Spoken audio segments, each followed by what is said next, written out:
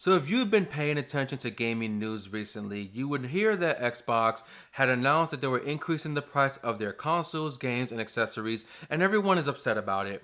I'm one of them where, console prices should not be increasing if they've already been out for a couple of years. But the consoles are going up between $80 and $100.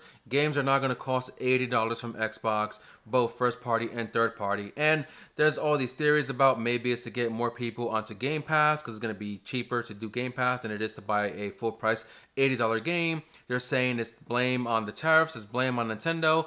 Whatever the case is, $80 games is a very difficult concept to accept, but it is the way it is going forward, unfortunately. But Xbox did have an announcement today. I want to say today, and a good friend of mine sent me this article. So shout out to my boy Frankie for sending me this article because Gears of War, the first one, is getting a remaster, and there's some good news about this. Okay, so I'm gonna go into the article here and start with the points of the game, the remaster. Yes, there's noise behind me. Yes, there's traffic passing by the house. Just ignore it. But the original Gears of War returns, faithfully remastered and natively optimized for more platforms than ever before as Gears of War Reloaded, which is, their spin on remaster, remake. I think it's a remaster, not a full remake, but it's called Gears of War Reloaded. So that's a cool title for it. It makes sense, right? Now, Gears of War Reloaded will launch this August, August 26, 2025, for $39.99. Now, before I continue, I want to say that's good news, okay? Because you see Sony and PlayStation doing their remasters, and they say you could do a $10 upgrade if you have the game already, which was the case for Days Gone, which just came out about a couple weeks ago. Last of Us Part 2 got that $10 upgrade, and Horizon Zero Dawn got the $10 upgrade. Now, when you don't have the game and you got to buy the game full price, it's $50 for Last of Us Remastered for Part 2, Days Gone Remastered, and Horizon Zero Dawn Remastered were all $50. And Days Gone didn't even get a physical release. I believe the other two did get physical releases at $50.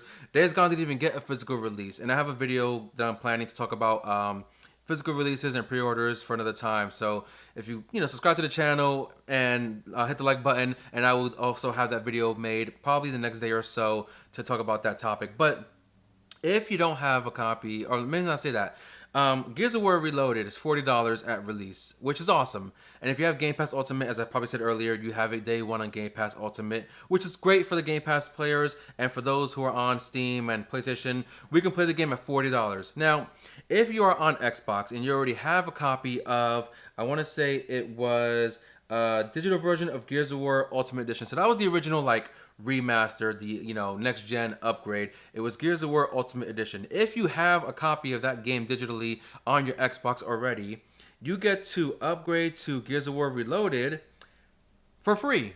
You get a free upgrade to Gears of War Reloaded. So let me also pause there and congratulate Xbox right here. I'm not being sarcastic. I'm not joking around. I want to be truthful because we make fun of Xbox, or people make fun of Xbox because their games are going to PlayStation and maybe also Nintendo in the future.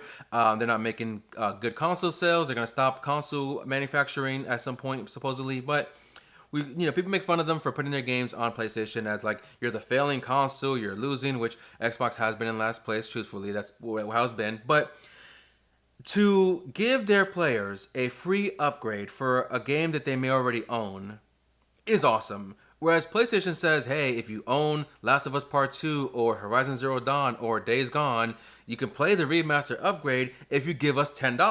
Xbox is saying, no, if you have Gears of War Ultimate Edition, you get a free upgrade. That is what I'm talking about. Xbox, you're doing the right thing here, and I'm proud of you like a proud dad. But jokes aside, going forward with that, the game will also support crossplay. So if you have the game on you play on Xbox and you have a friend who plays on PlayStation and they buy the game, you can play co-op together. Now, me and Frankie, my friend who sent me the article, we played through Gears of War Ultimate Edition beginning to end in co-op, and we didn't get to go through the rest of the series. We didn't do 2, 3, 4, or 5. It was mostly me. I didn't have the time to do it. I just didn't get into it. But he's a big fan of Gears of War, so I'm sure he's gonna play the game.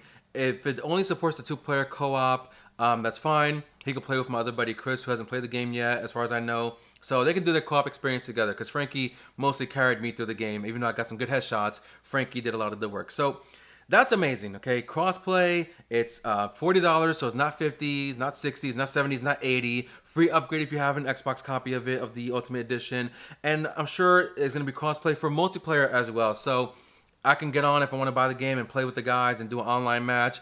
We can do a team battle or we can play against each other, and that's just really good. That's what I really like. And it's crazy because Forza Horizon 5 just came to PlayStation 5 from Xbox, and that was, I think, $50, which 50 is better than 60 and 70, but it's not as good as 40. So at least Gears of War is doing that. So I don't know if there's anything else here to talk about.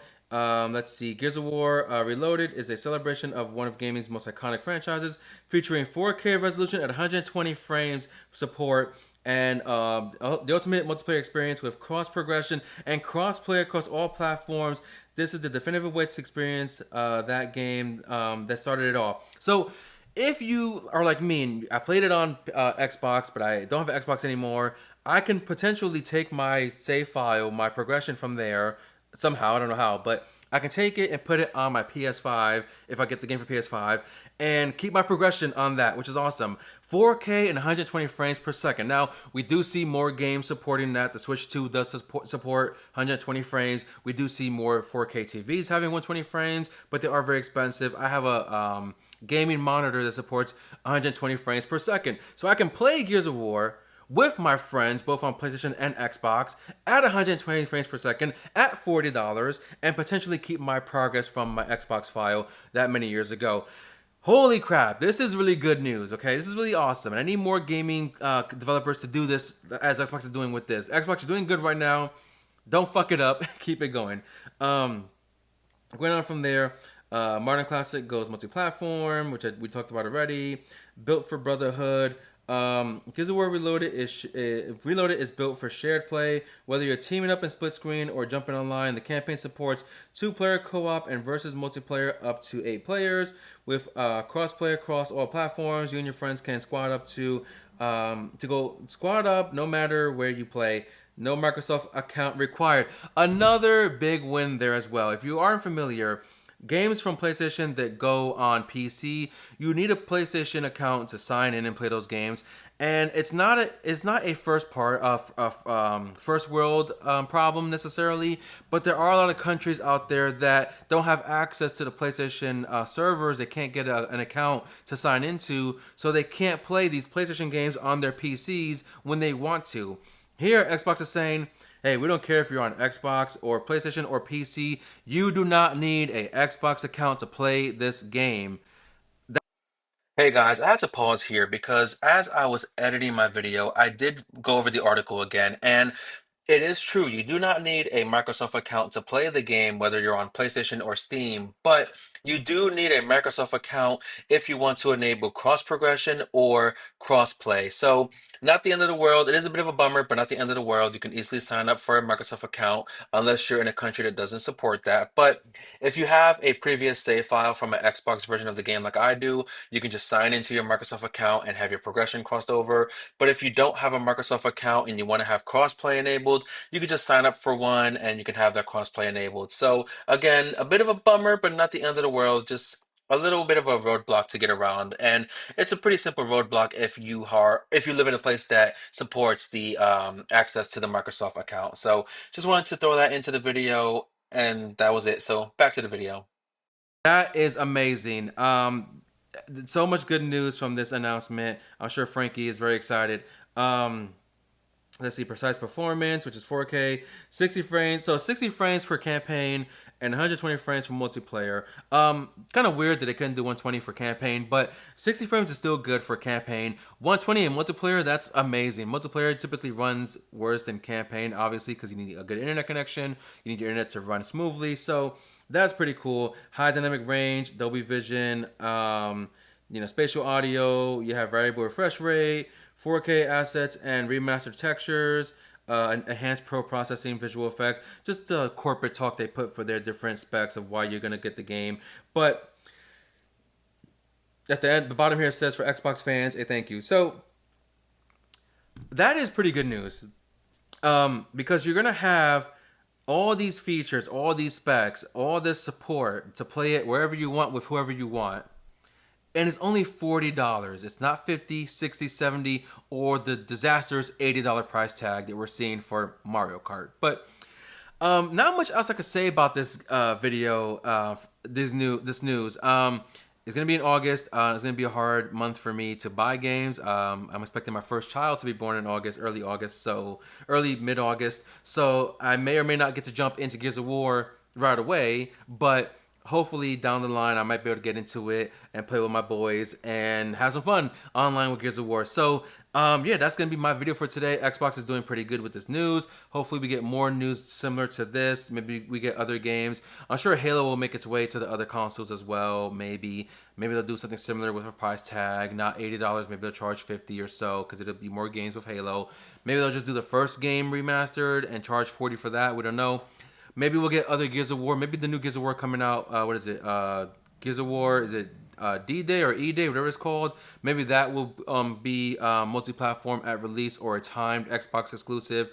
We don't know yet, but we'll find out soon enough. But that's my video for today. Don't forget to like and subscribe. I am going to work on another video for you guys about pre-ordering and physical releases. I have a lot of ideas for that video, so subscribe if you want to see that video next in next couple of days or so, hopefully. And hope you guys enjoyed this video, and I hope to see you guys on the battlefield on Gears of War Reloaded. Take care, guys. Bye for now.